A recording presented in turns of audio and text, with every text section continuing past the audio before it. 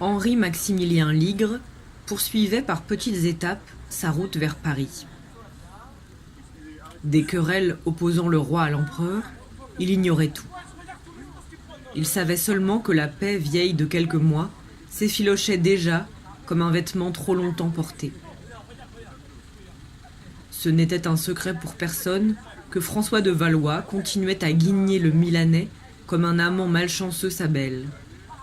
On tenait de bonnes sources qu'il travaillait sans bruit à équiper et à rassembler sur les frontières du duc de Savoie une armée toute neuve, chargée d'aller ramasser à Pavie ses éperons perdus. Mêlant à des bribes de Virgile les secs récits de voyage du banquier son père, Henri-Maximilien imaginait, par-delà des monts cuirassés de glace, des files de cavaliers descendant vers de grands pays fertiles et beaux comme un songe, des plaines rousses, des sources bouillonnantes où boivent des troupeaux blancs, des villes ciselées comme des coffrets, regorgeant d'or, d'épices et de cuir travaillé, riches comme des entrepôts, solennels comme des églises.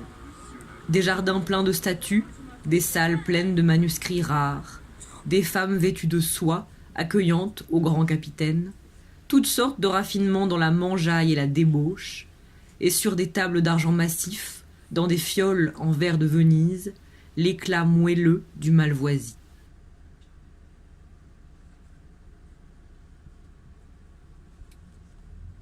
Quelques jours plus tôt, il avait quitté sans regret sa maison natale de Bruges et son avenir de fils de marchand.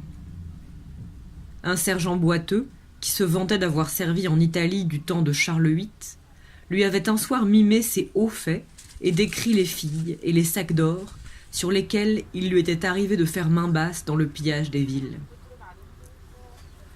Henri-Maximilien l'avait payé de ses hâbleries par un pot de vin à la taverne.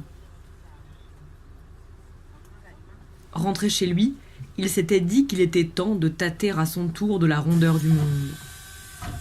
Le futur connétable hésita s'il s'enrôlerait dans les troupes de l'empereur ou dans celles du roi de France.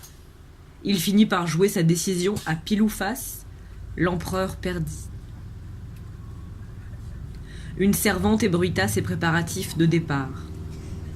Henri Juste asséna d'abord quelques orions au fils prodigue, ensuite radouci par la vue de son cadet en jupe longue, promené en lisière sur le tapis du parloir, souhaita facétieusement à son aîné bon vent arrière chez ses écervelés de Français.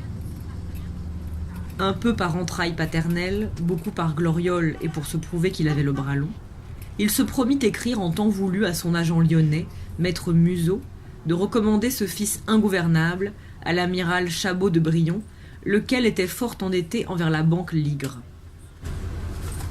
Mesdames et messieurs, votre attention, s'il vous plaît. Je vous rappelle que suite à des travaux, les arrêts Port-Royal Saint-Jacques et Observatoire Port-Royal, il y en a plus qu'un pour les deux.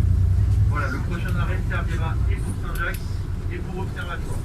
Merci de votre attention. Henri-Maximilien avait beau secouer de ses pieds la poussière du comptoir familial, on n'est pas pour rien le fils d'un homme qui fait hausser ou baisser le cours des denrées et qui prête au prince. La mère du héros en herbe remplit ses poches de victuailles et lui glissa en cachette l'argent du voyage.